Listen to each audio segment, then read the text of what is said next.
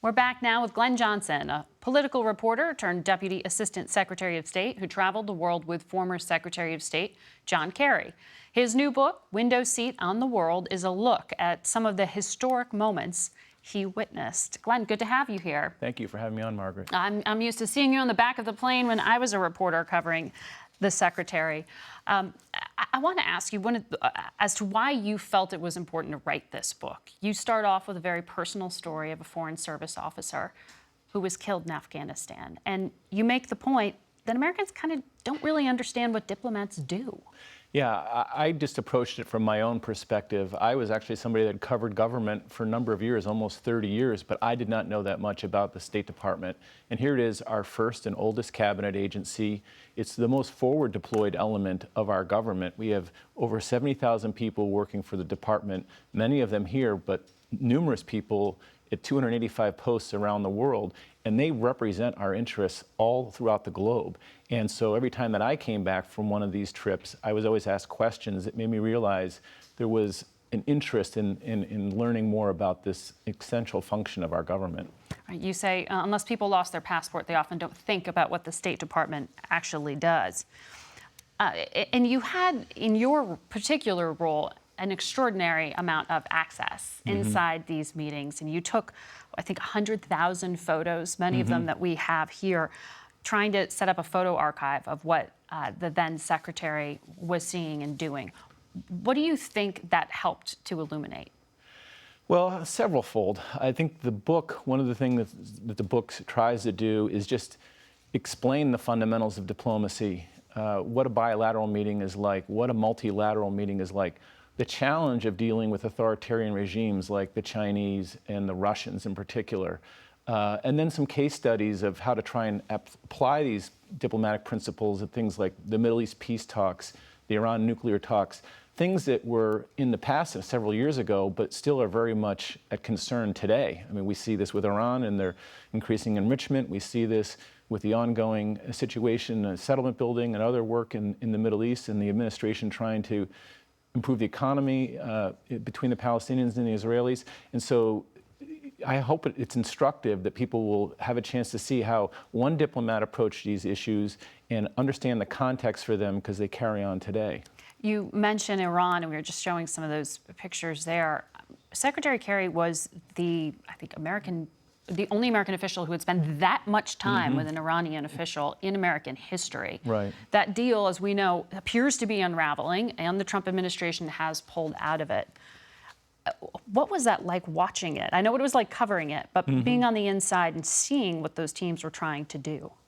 Yeah, a couple things. First of all, I knew John Kerry as a political reporter and sort of the public caricature almost of him, but to see him in those meetings, the patience and the creativity and the stick-to-itiveness that he displayed all the way through, and then also as a driving force behind that, he was herding cats all the time, whether it was the P5+1 nations, these UN Security Council, the world powers, to trying to get the EU on board, to then actually leading most of the technical and back and forth negotiations with the Iranians. So he had multiple constituencies that he was trying to handle at one time. And so it gave me a real appreciation both for him as a diplomat in that way, but also for the challenge of creating something. That's why I think when you cast that aside, this was not the U.S. and Iran making a nuclear deal. This was the U.S. working with unanimously all the members of the UN Security Council and the 28-member European Union. When's the last time they agreed on anything? And they all unanimously agreed to this. And now we've walked away from that. So that unraveling, I think, has come at some expense to our credibility and to the future stability of that area. And you write a bit about John Kerry, the man, and sort of the personal journey that you saw him take, particularly when he went back as America's top diplomat to Vietnam. Right.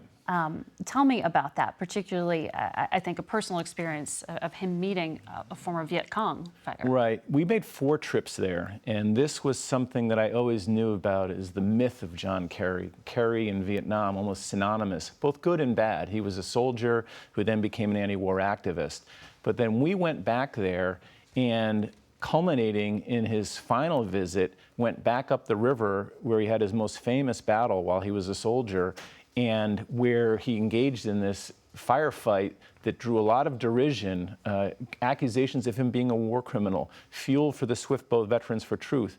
And you know what? When we came back to the dock, there was a Viet Cong soldier there that told John Kerry that the person that he had killed was an actual combatant, was not a child, was not shot in the back, and it put a lie to a lot of the myths that had been around him. And so to stand there and see this person give him this truth at this time was an amazing experience to witness. And I think, put a nice close to a life of public service that began when he was a Navy lieutenant and then finished all the way as a Secretary of State.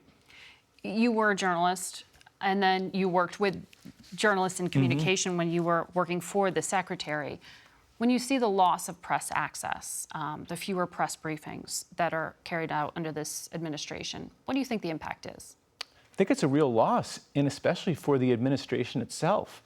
When you're a diplomat and you go into a diplomatic engagement, you have two constituencies. You're obviously dealing face-to-face with somebody and trying to negotiate on your best interest, but you're also trying to sell what you are doing and let the public know about what it is and why you're doing it. All the trips that we went on with the Secretary, 109, one of my jobs was to help plan the events that we did for him while we were overseas. So it wasn't just so that he could see and learn and do things, it was so that people could understand what he was about and what was of interest to him. Glen, thank you so much. The book is Window Seat on the World. We'll be right back.